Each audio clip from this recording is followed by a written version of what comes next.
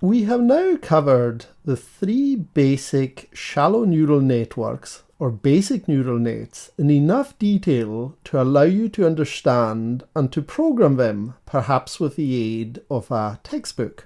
We have a supervised feed-forward network, usually trained with backpropagation, competitive networks, and recurrent networks. Of course, there are many other types as well. For example, you may come across the Elman network in your researches, but we don't have time to cover them all. Many of these are very specialized and just variations on what we've already seen. Some have fallen into disuse or are only for one particular type of application.